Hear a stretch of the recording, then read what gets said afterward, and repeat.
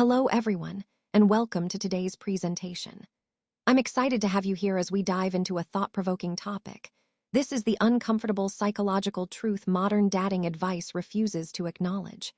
Throughout this talk, we'll explore how cruelty is never born in the moment, but rather inherited. In a world obsessed with labels, rules, and checklists, we often miss the deeper forces that shape human behavior, especially when it comes to cruelty. We'll look at how modern dating advice often glorifies emotional unavailability and strategic coldness, but behind every harsh rejection or manipulative tactic, there's something much older and more tragic.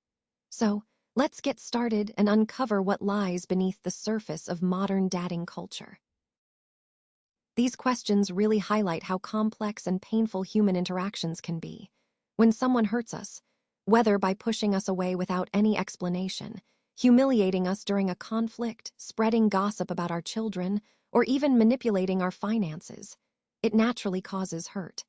But what's even more troubling is that beneath that initial pain lies a deeper, often overlooked suffering: confusion. This confusion stems from trying to understand why someone would behave this way.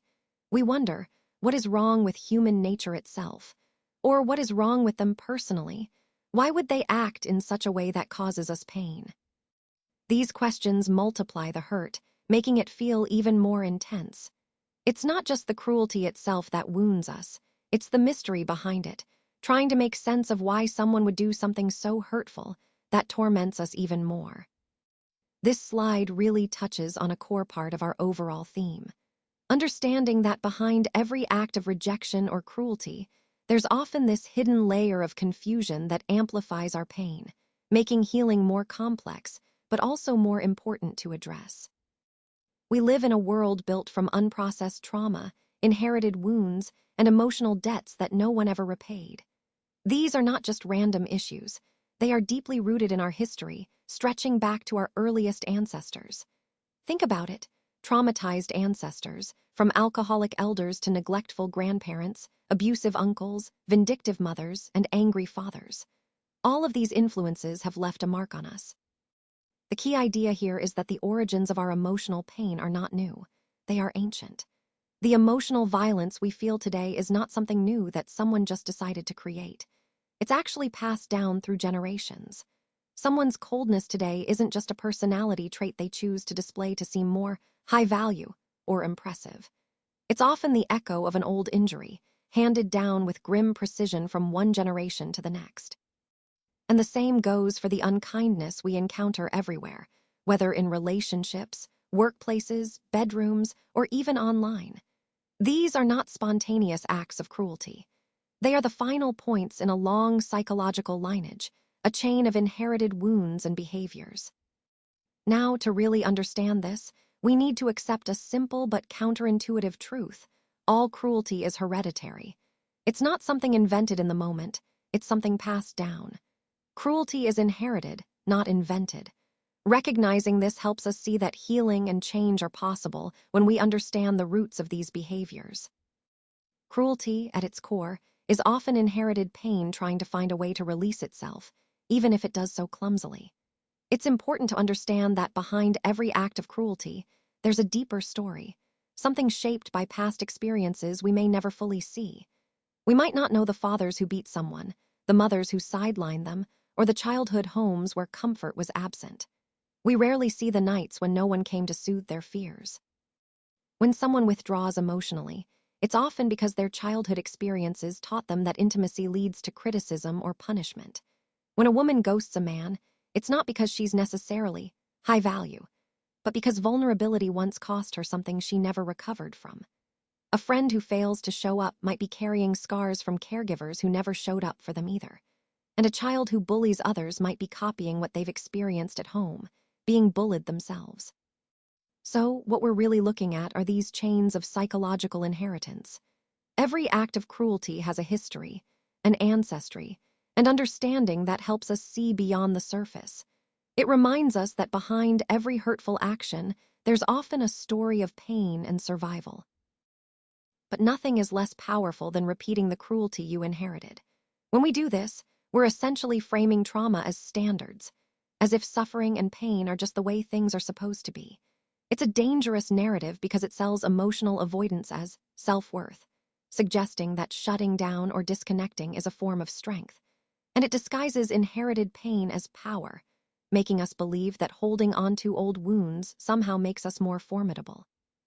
This kind of thinking teaches us, especially women, to weaponize coldness, to punish vulnerability, and to protect ourselves through emotional hardness instead of developing emotional intelligence.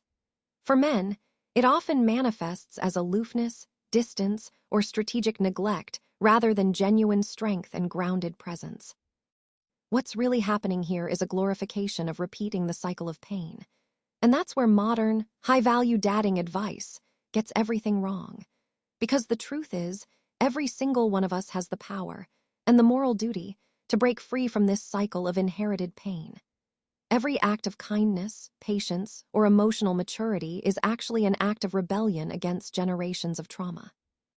But let's be clear, understanding this isn't about forgiving cruelty or accepting emotional abuse. It doesn't mean we absolve anyone of responsibility. Recognizing that cruelty isn't an excuse, it's an explanation. It helps us see that the pain and the hurt behind harmful behavior often come from unresolved trauma. And understanding that is key to transforming ourselves and ultimately our relationships. This slide is about how individuals have the power to change their lineage, to heal their families, and even to alter history itself. It's about transforming pain into empathy rather than cruelty. Instead of passing down fear, we can choose love. Instead of giving coldness, we can offer warmth. The key message here is that the suffering ends with me.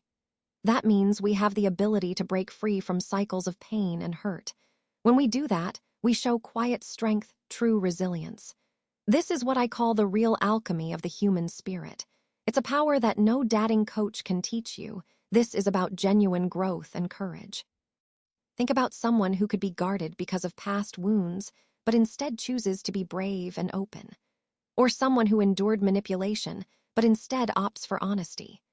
Maybe a woman who was belittled by her parents now becomes a tender, emotionally available partner. Or a man humiliated by his father, who then grows into a gentle, present father himself. Consider this: when we receive cruelty, we have the choice not to pass it on. That's the essence of true value, what I call real human value. And that's what makes someone high value, breaking that destructive cycle. Because, in the end, the greatest achievement is to end the cycle of pain and hurt within ourselves and our families. That is real value. That is real strength. That is the future of love. And yet, I want to emphasize, don't go beyond that. Because the most extraordinary thing a human being can ever do in dating, in love, in life, is to take the cruelty they've received and transform it. Healing is just as powerful as hurt. Cruelty, you see, is ancient. It's passed down through generations. Pain is contagious. You might hear a lot of high-value dating rhetoric that glorifies playing hard to get or acting tough because it's rooted in the fear of being hurt again. But true power doesn't come from repeating what you inherited or from protecting yourself with walls. Instead, real strength lies in transforming that pain, in making it part of your growth. And that's the core message. Because the biggest mistake in dating advice is missing the only truth that really matters, that healing and transformation are what truly create meaningful love.